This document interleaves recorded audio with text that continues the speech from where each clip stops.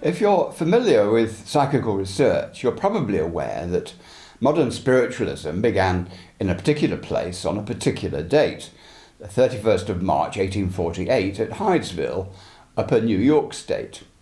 Centre stage were three sisters, Leah, Kate and Margaret Fox.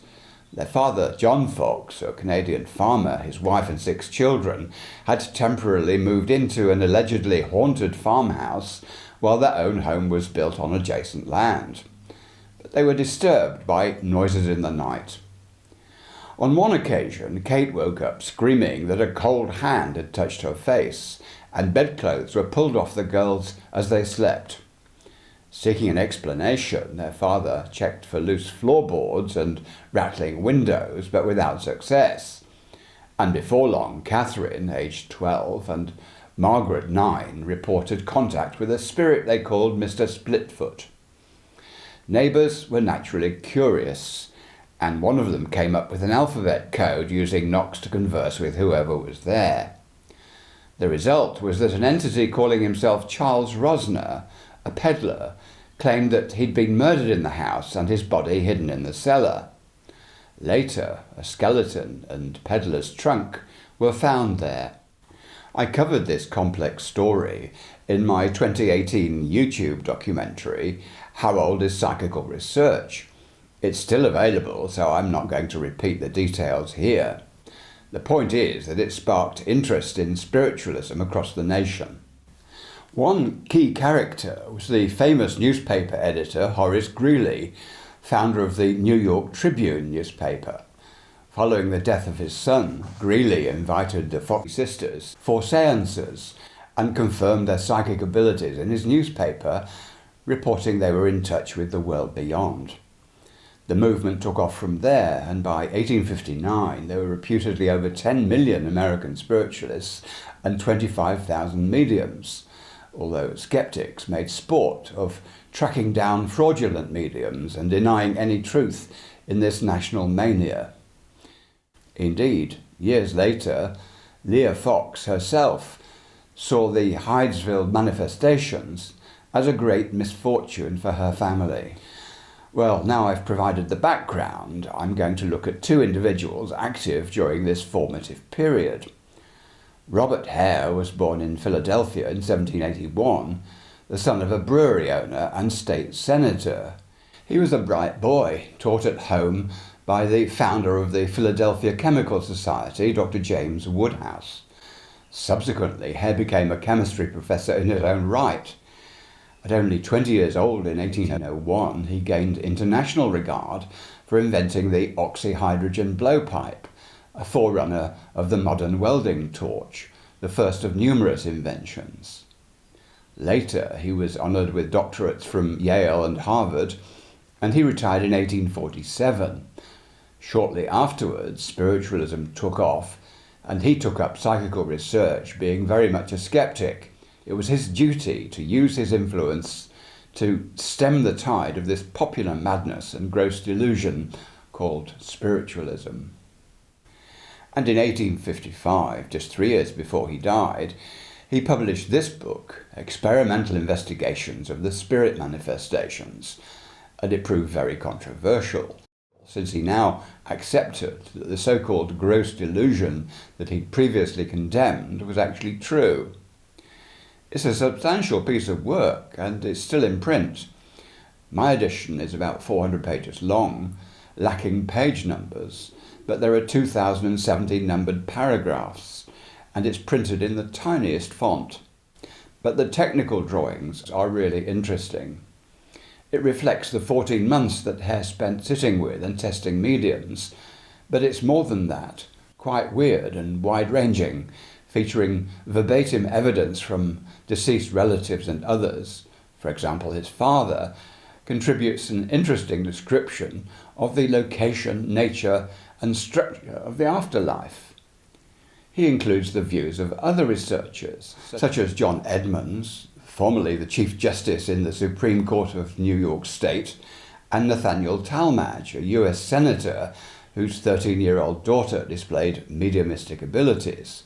and he discussed the relevance of topics such as Bible scripture and even the structure of atoms. It's an eloquent text, but rather eccentric. At first, communications came through raps and table tilting when he was testing mediums.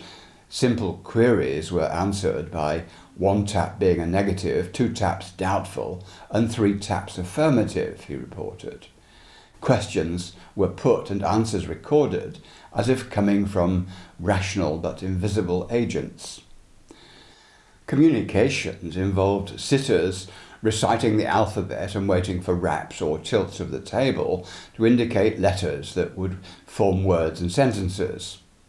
Hare disapproved of how slow this process was, and I don't blame him. And being an inventor, he developed an apparatus he called a Spiritoscope to speed things up while preventing the medium from consciously influencing the content of messages. Sadly, there's only one part of one of his machines still in existence, seen here, but his drawings and explanations can be found in his book. His invention consisted of a revolving circular disc surrounded at its edge with the letters of the alphabet. It was attached by weights, pulleys and cords to a tilting table. The medium sat with hands upon this table, or even not touching it at all, and they could not see the letters chosen in replies. They were there simply to supply the psychic force needed for the spirits to tilt the table and move the spiritoscope disc to the required letters. With this machine, rapping noises became redundant. Mediums, not being able to see the letters chosen, strengthened the evidence that spirits alone were giving these messages. And the good news was, Hare's contraption actually worked. So would it not be excellent to see it in action again today? A modern version would permit the repeatable experiments that scientists require. The first to communicate through the spiritoscope was Dr. Hare's own deceased father. But Hare thought this was impossible. However, the wheel responded to his negativity with a message. "Oh, my son, listen to reason," it said. At a second sitting, his alleged mother and sister came through with information that Hare was certain the medium could not have researched. And at a third sitting, his supposed sister named their father's business partner. The spiritoscope correctly revolved to the name Warren. Hare also asked for the name of his English grandfather, who died in London more than 70 years previously, and his sister provided this correct name too, despite the medium and all present being strangers unaware of these names. Hare also witnessed a table levitation when every person had withdrawn from it a distance of a foot and no one could touch it. The séance host requested, "Move the table toward Dr. Hare," and Hare records, "It moved intelligently towards me and back again." He then observed the table turn itself upside down and then upright again. When Hare questioned his alleged father about the purpose of such manifestations, he was told it was a deliberate effort by inhabitants of the higher spheres to help mortals better understand their destiny after death. To this end, he said a delegation of advanced spirits had been appointed, with lower spirits also participating since they were better at making earthly raps and movements than those in the higher realms.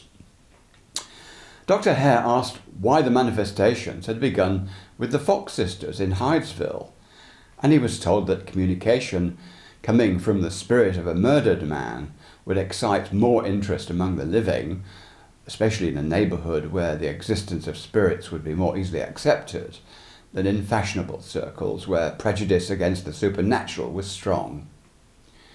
Hare's father commented on the lack of words existing in human language to convey the ideas that his side wished to impart. "We have to comply with the peculiar structure and rules of your language," he reported. "The genius of ours is such that we can impart more ideas in a single word than you can possibly convey in 100. And the spirits claimed that one's initial place in the afterlife is based on how decently or morally each individual behaves during their lifetime. His sister told him that without the assistance of spirits in the lower spheres, she would have been unable to communicate with him through his spiritoscope. Now to my other character. Mrs. Maria B Hayden remained a professional medium from 1851 until 1859. She's not regarded as one of the great American mediums, despite being the first one to bring spiritualism to Britain in 1852. But for this reason alone, it's worth knowing more about her. The core publication about her mediumship was published by her husband, Dr. William Hayden, and its title, 7 Years with the Spirits, tells us nothing about any 7-year period. Instead, it relates the Haydens' visit to England, Ireland and France for slightly less than 1 year, with the second trip lasting just a few weeks. This book provides virtually all we know about Mrs. Hayden's professional mediumship. Written in 1854, it was originally published as a weekly series of articles in the Banner of Light, starting in May 1857. The book I possess, published in 2020, was edited by Mark Demarest, executive editor of IAPSOP, the US-based organisation that digitally preserves early spiritualist and occult periodicals. He very usefully fact-checked Haydens' writing, outlining its errors, omissions and shortcomings. More recently, a comprehensive 600-page biography of Maria Hayden has been published, seen here. Its author Sharon de Bartolo Carmack is herself a medium and a genealogist, and the book's available on Amazon. For me, what is remarkable is that Mrs. Hayden only developed as a medium in 1851, with her phenomena remaining rather basic compared to later mediums such as Daniel Douglas Hume, with whom she was friendly in her early days. Despite having so little experience, the Haydens still chose to visit Britain. She never became a public speaker or trance medium, holding only private sessions for clients that she found through newspaper advertising and word of mouth. She would hand her clients a piece of cardboard on which were the letters of the alphabet and the numbers 0 to 9. The sitter would point to each letter and number in turn with finger or pencil, and hearing a rap meant yes and no sound meant no. And these letters were written down to form words with no gaps, so that sentences needed deciphering. Miss Carmack assures us that Maria's back was turned away from the sitter during the seances, and she shielded her eyes to prevent herself from seeing the letters that received raps, thus minimizing her influence on the content of messages. But this laborious process was exactly what frustrated Dr. Hare, despite its providing information beyond the knowledge of the sitter. The Haydens embarked for England in September 1852, very shortly after the death of their 9-month-old infant. They chose the sailing ship Constitution, a packet ship of 1,600 tons, which made Mrs. Hayden seriously seasick for 34 days of the 36-day journey. When they landed in England, they clearly had money in mind, since their fees were so high. They targeted the upper classes and nobility at a guinea a time. A guinea coin was valued at 21 shillings. Today's 2022 equivalent of that sum is £160. However, Dr. Hayden reported that the nobility treated his wife with the respect due to a lady, regardless of their belief in the genuineness of the phenomena. And while the Haydens anticipated the English would be interested in Maria's gifts, in practice her mediumship received mixed reviews. Dr. Hayden was particularly impressed by their first professional sitting with the author and politician Edward Bulwer-Lytton, a man who coined numerous famous clichés such as "the great unwashed," "the pen is mightier than the sword," and "it was a dark and stormy night." The sitting took place at his palatial country seat, Nebworth Park, seen here, and this is the magnificent room where the séance would have taken place. Dr. Hayden acknowledges it was only partially successful, but even so, Bulwer-Lytton was interested in investigating the phenomena further. Another sitter was Robert Chambers, famous for his book on evolutionary biology entitled Vestiges of the Natural History of Creation. He was unable to account for the correct information issuing through Mrs. Hayden even when the alphabet was behind her back. However, Janet Oppenheim, in her book The Other World, tells us that Chambers did not publicly declare himself a spiritualist until he received incontrovertible evidence through the medium Daniel Douglas Hume. Among those who defended Mrs. Hayden's mediumship was Dr. Ashburner, one of the royal physicians, and Sir Charles Isham, who became a convinced spiritualist. And other important folk agreed that Mrs. Hayden's phenomena deserved serious investigation, despite their being reluctant to admit as much in public. Among Mrs. Hayden's most important conquests were Dr. Augustus de Morgan and his wife. He was a famous mathematician and philosopher, while she produced the 1863 book From Matter to Spirit, with a preface by her husband describing Haydn's séances. Then there was the renowned socialist reformer Robert Owen, aged 83 at the time, who had numerous sittings with Mrs. Hayden. In 1817, Owen had publicly claimed that all religions were false, thus offending the established church. Yet here he was now, publicly endorsing Mrs. Hayden's accuracy and boldly embracing spiritualism. The announcement of his conversion in the Rational Quarterly Review gained a good deal of media coverage. Not least, Edward Maltby, the Bishop of Durham at the time, in trying to humour a private dinner party, suggested a monument be erected to Mrs. Hayden for making a Christian out of that infidel Robert Owen. It's worth remembering that Robert Owen was the father of Robert Dale Owen, the US congressman involved in founding the Smithsonian Institution, and he was a colonel in the Union Army during the American Civil War. Like his father, he was a spiritualist and the author of 2 spiritualist books, Footfalls on the Boundary of Another World in 1859, and The Debatable Land Between This World and the Next in 1872. Robert Owen himself was quite as interesting as his son, being a textiles manufacturer, a philanthropist and social reformer keen to improve the factory conditions for working men. He was a founder in England of utopian socialism and the cooperative movement. So in these adherents, the Haydens gained valuable supporters.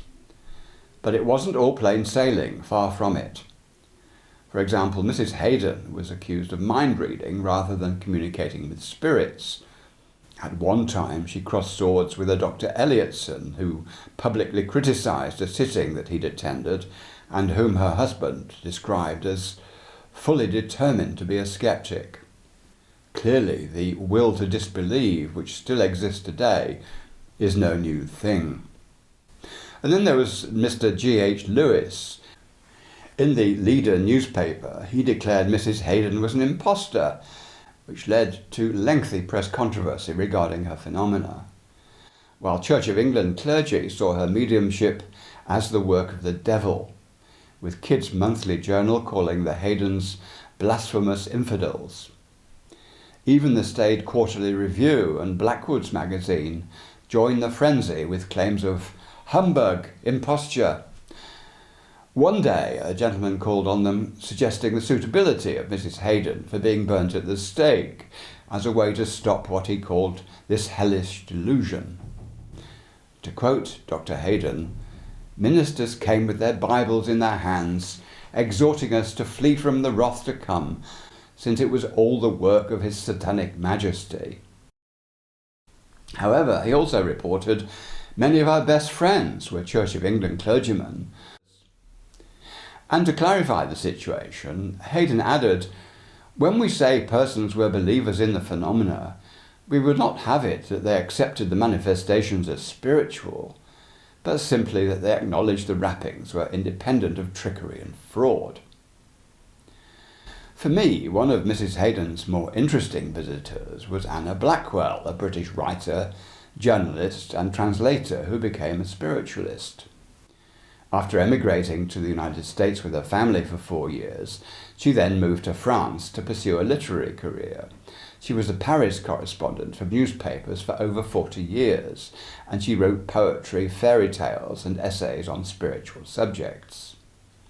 Later, being a friend of Allan Kardec, she became famous for her translations from French to English of his keynote books on Spiritism, including the Spirit's Book and the Medium's Book. But by the time of Miss Blackwell's sitting with Mrs. Hayden, her considerable renown still lay in the future. In the Journal of Magnetism, she reported experiencing with Mrs. Hayden more than the usual raps. Strange voices filled the apartment, sounding all at the same time, she said, so it was not easy to distinguish one from another. But having contrived to learn the raps of friends who declared themselves to be there, I held entire conversations with several of these strange communicators, some of them absolutely intellectual, which fully convinced me I was with beings perfectly acquainted with my former career. In reply to my mental questions, they quoted proper names and dates and spelled by means of the alphabet with perfect accuracy. And she adds, "Frankly speaking, Mr. Editor, you yourself who have long known me as a rational person, can you believe that on that evening I felt, or thought I felt, a hand upon my left heel? The pressure of the thumb on one side and the fingers on the other was so palpable that I imagined someone had stolen beneath my chair, and yet there was no one there." And this was not the only report of Mrs. Hayden's physical phenomena. An unnamed French nobleman visited her. "Your rapping spirits no tells the truth," he complained. "They say they answer my questions, but they no do it. They tell lies. I want satisfactory proof that will satisfy my own mind. They no do it, they tell lies." Whereupon an invisible power reputedly seized and shook this visitor violently, and then raising him up from the floor, threw him upon the sofa, upon which he cried, mon Dieu, take them off, I have got the proof, they will kill me, take them off." Clearly, we have to trust that the book's author did not invent or embroider this startling episode. Another gentleman, Lord Henry Brougham, a scientist, designer of the famous Brougham horse-drawn carriage and former Chancellor of England, who, before meeting Mrs. Hayden, declared the phenomena to be stuff and nonsense, changed his mind based on the evidence. "Madam, I'm wonderfully pleased," he said. "I will come and see you again."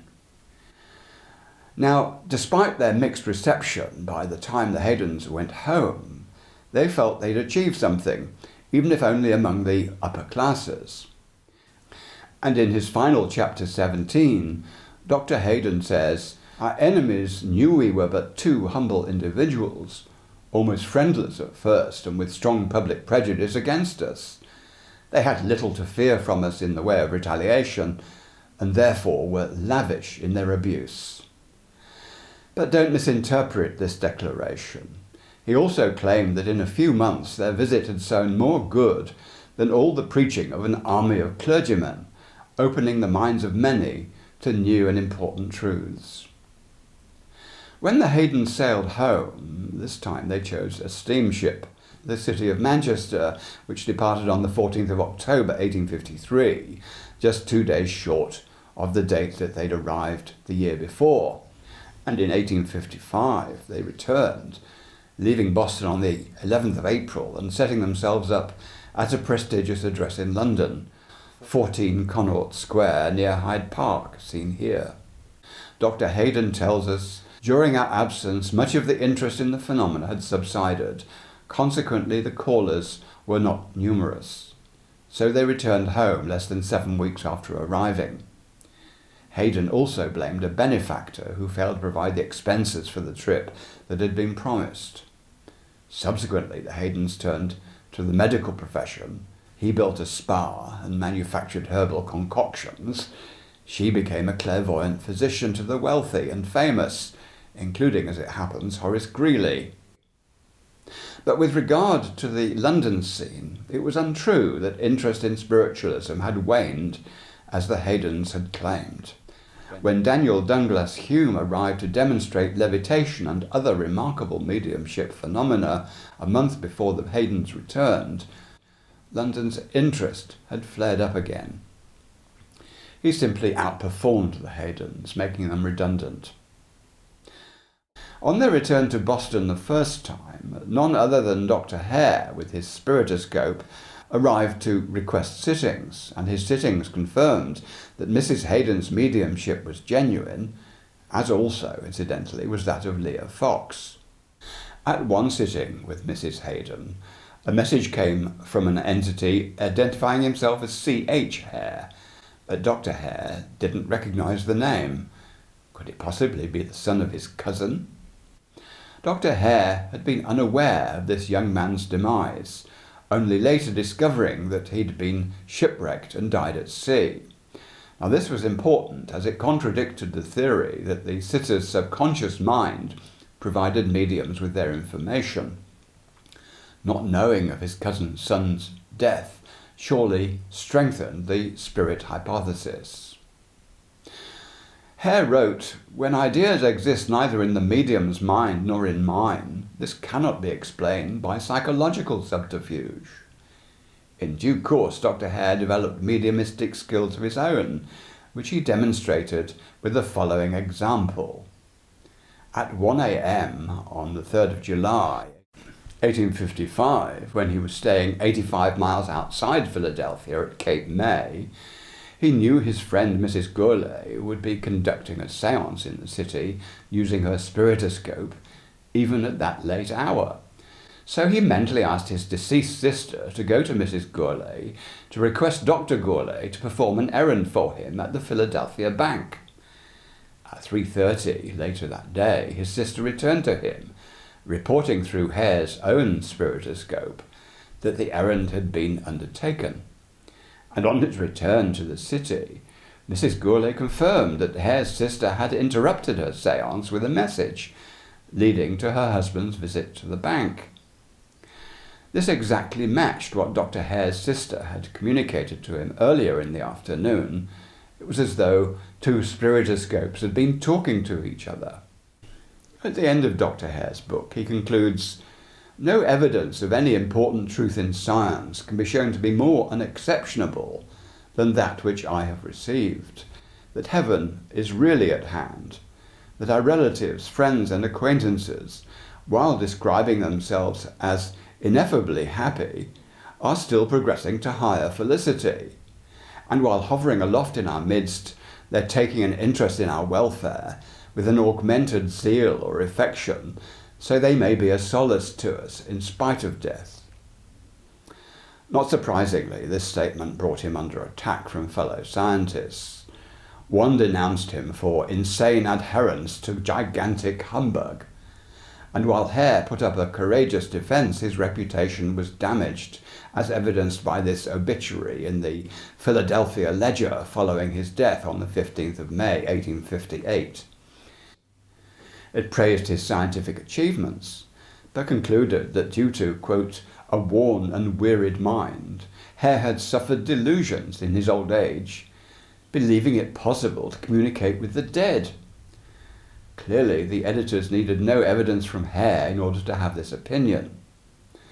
So, now we've witnessed some of the early trials and tribulations of modern spiritualism in its early days, and yet, for decades, the movement continued growing on both sides of the Atlantic, even though today it's no longer flourishing.